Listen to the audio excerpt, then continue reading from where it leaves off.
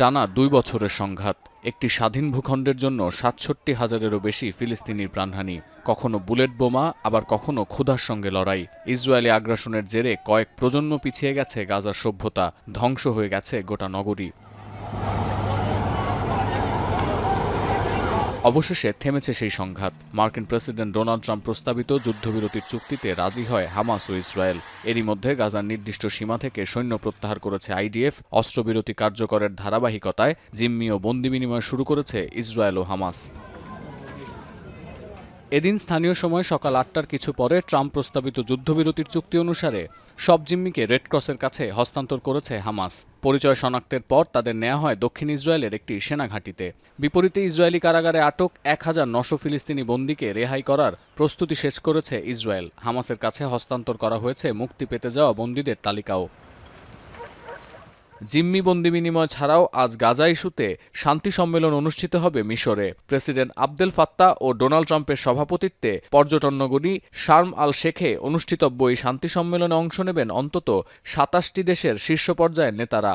France, তুরস্ক, যুক্তরাজ্য, Spain, Italy, Jordan, Kuwait, Bahrain, Indonesia, Azerbaijan, Germany, Greece, Armenia, Hungary, Pakistan, Canada, Norway ও ইরাকের সরকার এবং রাষ্ট্রপ্রধান ছাড়াও শান্তি সম্মেলনে উপস্থিত থাকবেন ইউরোপীয় কাউন্সিল, জাতিসংঘ ও আরব লীগের নেতারা।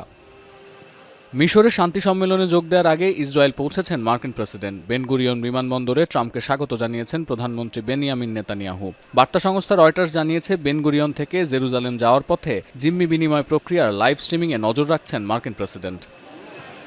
মধ্যপ্রাচ্যের একাধিক গণমাধ্যম বলছে, হামাস ও ইসরায়েল ইতিমধ্যে যে যুদ্ধবিরতির চুক্তিতে সম্মত হয়েছে, আজ তাতে স্বাক্ষর করতে পারেন ট্রাম্প। ইসরায়েলের উদ্দেশ্যে যাত্রা শুরুর আগে বিমানবন্দরে সাংবাদিকদের ট্রাম্প বলেন, গাজায় যুদ্ধের অবসান হয়েছে। তিনি আশা করেন মধ্যপ্রাচ্যে দ্রুত শান্তি ফেরত আসবে।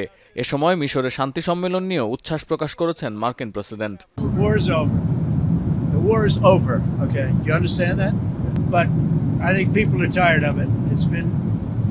It's been centuries, okay? Not just recent, it's been centuries. I think people are tired of it. Yeah, the ceasefire is going to hold. মিশরে এই সম্মেলনে অংশ নেবে না হামাস কিংবা ইসরায়েলের কোনো প্রতিনিধি। তবে জিম্মিদের ফিরিয়ে আনতে পারার বিষয়টিকে ইসরায়েলের অর্জন হিসেবেই দেখছেন দেশটির প্রধানমন্ত্রী। আজকের দিন ইসরায়েলের জন্য একটি ঐতিহাসিক দিন। জাতির উদ্দেশ্যে দেয়া ভাষণে এমন মন্তব্য করেছেন নেতানিয়াহু। এদিকে জিম্মি বিনিময় উপলক্ষে রোববার মধ্যরাত থেকেই ইসরায়েলের রাজধানী তেল আবিবের হস্টেস স্কয়ারে জড়ো হতে শুরু করেছেন দেশটির সাধারণ মানুষ। গাজায় যুদ্ধ শুরুর পর জিম্মিদের ফিরিয়ে আনার দাবিতে নিয়মিত এই স্কয়ারে বিক্ষোভ করেছেন তারা।